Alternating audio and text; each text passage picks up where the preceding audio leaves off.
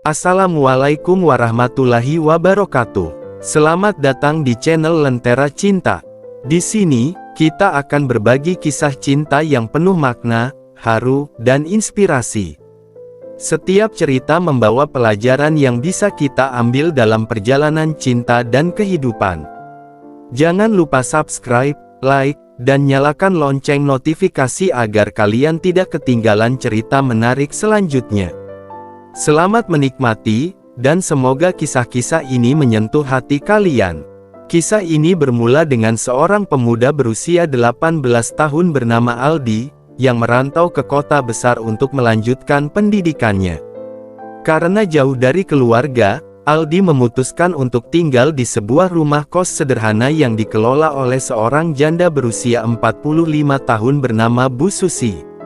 Wanita ini dikenal sebagai sosok yang ramah dan perhatian terhadap para penghuni kos-kosannya. Pada awalnya, hubungan Aldi dan Bu Susi hanya sebatas antara pemilik kos dan anak kos. Setiap pagi, Aldi selalu melihat Bu Susi sibuk mengurus berbagai kebutuhan di kos itu, mulai dari menyapu halaman hingga menyiapkan sarapan sederhana untuk para penghuni. Ada sesuatu tentang cara Bu Susi memperhatikan sekelilingnya yang membuat Aldi merasa nyaman. "Ini, makanlah, Aldi. Biar kamu semangat sekolah," kata Bu Susi suatu pagi, sambil memberikan piring sarapan pada Aldi dengan senyuman tulus. Sejak saat itu, hubungan mereka mulai berubah perlahan. Percakapan yang awalnya sekadar basa-basi perlahan menjadi lebih pribadi. Bu Susi sering bercerita tentang kesendiriannya setelah ditinggal oleh suaminya yang telah meninggal beberapa tahun lalu. Aldi mendengarkan kisah hidup Bu Susi dengan penuh perhatian. Dia mulai memahami betapa berat hidup sendirian bagi wanita yang tidak lagi memiliki suami dan harus mengurus rumah kos seorang diri. Kebaikan hati Bu Susi membuat Aldi merasa semakin dekat, meski perasaan ini sulit dijelaskan.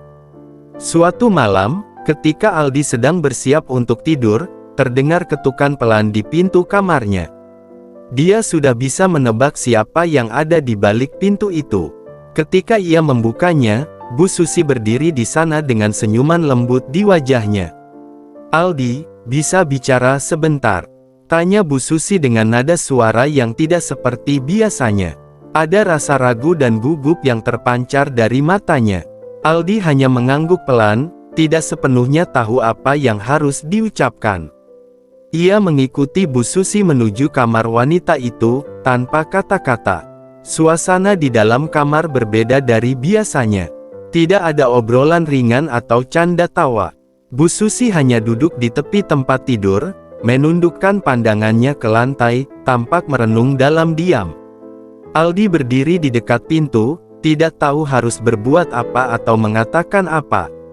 Waktu seolah berjalan lambat dalam keheningan itu, hingga akhirnya Bu Susi berbicara dengan suara yang pelan namun penuh beban. "Aldi, selama ini kamu sudah banyak membantu Ibu. Tapi, Ibu merasa ada yang salah dengan semua ini," ucapnya, suaranya bergetar. Aldi tetap diam, mendengarkan dengan hati yang berdebar. Ia sudah menduga kemana arah pembicaraan ini. "Apa maksud Ibu?" tanya Aldi dengan suara pelan, meski dalam hatinya ia sudah tahu. Bu Susi menarik napas panjang sebelum melanjutkan. "Ibu kesepian, Aldi, dan kamu selalu ada di sini, menemani Ibu. Mungkin ini salah. Ibu tidak seharusnya merasa seperti ini, tapi Ibu takut kehilanganmu," katanya sambil menatap Aldi dengan mata yang sedikit berkaca-kaca. Aldi tertegun. Selama ini, ia juga merasakan bahwa hubungan mereka telah melampaui batas antara anak kos dan pemilik kos. Namun, mendengar Bu Susi mengakui perasaannya membuat situasi ini semakin sulit. Aldi tahu bahwa perasaan ini tidak semestinya, dan ia merasa bingung serta bersalah. "Ibu, Aku hanya ingin membantu," jawab Aldi dengan suara lirih. Dia tidak ingin membuat keadaan menjadi lebih rumit, tapi ia juga tahu bahwa kedekatan mereka bukan hal yang seharusnya terjadi. Bu Susi tersenyum lemah, matanya masih berkaca-kaca.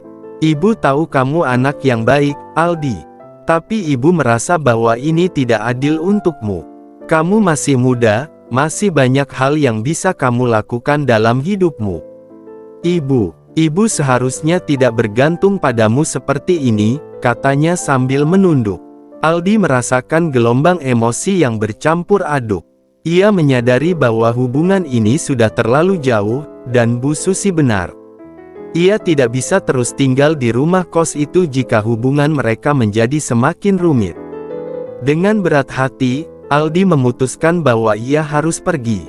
Ibu, aku akan segera pindah, kata Aldi akhirnya, meski suaranya berat.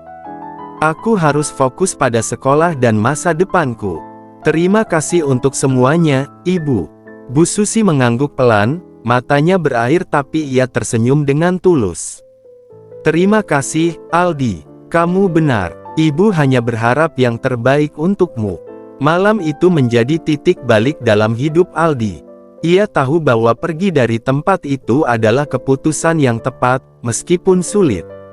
Dari situ, ia belajar bahwa terkadang, meskipun ada kebaikan dalam hubungan, batasan tetap harus dijaga demi kebaikan bersama.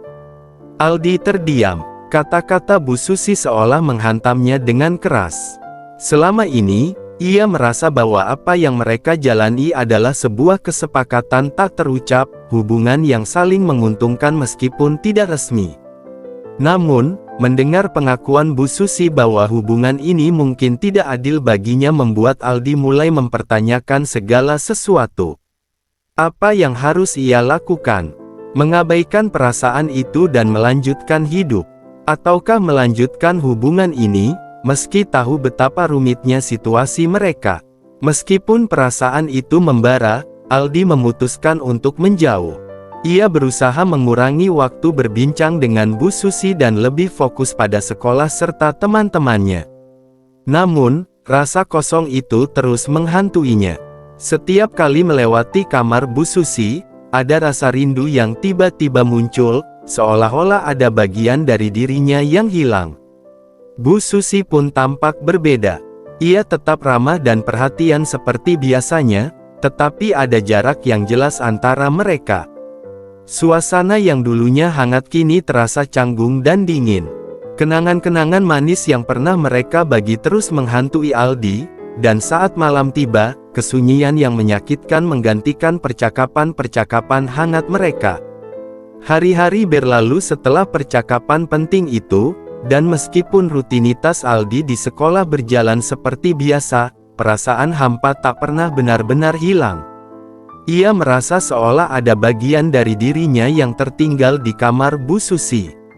Bu Susi sendiri tetap menjalankan kegiatan sehari-harinya dengan sikap ramah, tetapi Aldi bisa merasakan tatapan-tatapan singkat penuh makna setiap kali mereka bertemu. Mereka berdua menyimpan kenangan yang tak akan pernah pudar. Suatu hari, Aldi memutuskan untuk keluar dari rutinitasnya. Ia berjalan-jalan sendiri di tengah suasana kota, berharap menemukan jawaban atas perasaannya yang terombang-ambing. Di sebuah kafe kecil di pinggir kota, Aldi duduk, dikelilingi oleh kenangan yang mulai menggelayuti pikirannya. Semua terasa rumit, dan di atas semuanya, ada kenyataan bahwa apa yang mereka jalani selama ini hanya menutupi luka-luka yang dalam. Aldi tahu ia harus berbicara dengan Bu Susi sekali lagi. Ini bukan percakapan yang mudah, tetapi ia menyadari bahwa mereka perlu menutup bab ini dengan cara yang benar. Malam itu, ia mengetuk pintu kamar Bu Susi. Ketika Bu Susi membukakan pintu dengan senyuman samar, Aldi merasakan ketegangan di udara. "Ibu, kita harus bicara," katanya, berusaha memulai pembicaraan dengan suara yang tenang. Bu Susi mengangguk, mengundang Andi masuk ke dalam kamar yang kini terasa begitu berbeda, meskipun isinya masih sama. Aldi duduk di kursi, sedangkan Bu Susi duduk di tepi ranjang. "Aku rasa kita harus benar-benar berhenti," ucap Aldi, suaranya bergetar. Tatapan Bu Susi menatapnya dengan penuh pengertian. Ada keheningan yang panjang sebelum ia menjawab, "Ibu tahu, Aldi. Ibu tahu ini sudah terlalu jauh. Kita berdua tak bisa terus seperti ini. Tapi ibu akan sangat merindukanmu. Mendengar kata-kata itu, Aldi merasakan sesak di dadanya. Ia pun merasakan hal yang sama, ada perasaan kehilangan yang menghantui saat ia harus melepaskan sesuatu yang begitu berarti dalam hidupnya. Aku juga akan merindukan ibu, balasnya. Tapi kita tidak bisa terus seperti ini. Keheningan yang menyakitkan menggantung di antara mereka, namun ada rasa lega meskipun perasaan sakit masih ada. Ini adalah keputusan yang sulit, tetapi Aldi tahu ini yang terbaik untuk mereka berdua. Mereka berdiri dalam keheningan selama beberapa saat, sebelum Aldi akhirnya berpamitan dan meninggalkan kamar itu dengan perasaan campur aduk. Saat langkahnya menjauh, ia merasa berat, tetapi dalam hati, ia tahu bahwa mereka berdua akan menemukan jalan masing-masing, meskipun tidak mudah. Dan meski harus berpisah, kenangan indah antara mereka akan selamanya tersimpan di hati. Waktu berlalu, dan hubungan Aldi dengan Bu Susi pun mengalami perubahan signifikan. Mereka tidak lagi sering berbincang seperti dulu. Aldi mulai lebih fokus pada hidupnya, sekolah, teman-teman, dan masa depannya. Meskipun begitu, kenangan tentang Bu Susi tetap terpatri dalam benaknya. Ia takkan pernah melupakan pengalaman itu, tetapi ia tahu bahwa itu hanyalah bagian dari perjalanannya menuju kedewasaan. Di sisi lain, Bu Susi juga berusaha melanjutkan hidupnya.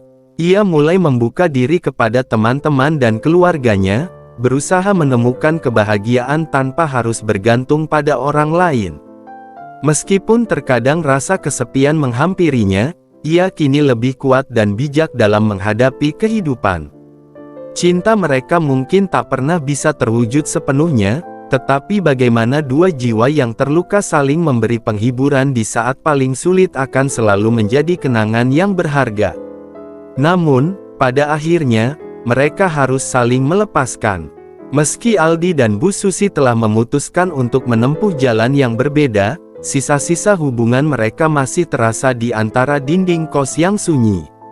Setiap kali Aldi melewati kamar Bu Susi, ada perasaan canggung yang menyelinap, seolah-olah ada hantu kenangan yang menolak pergi.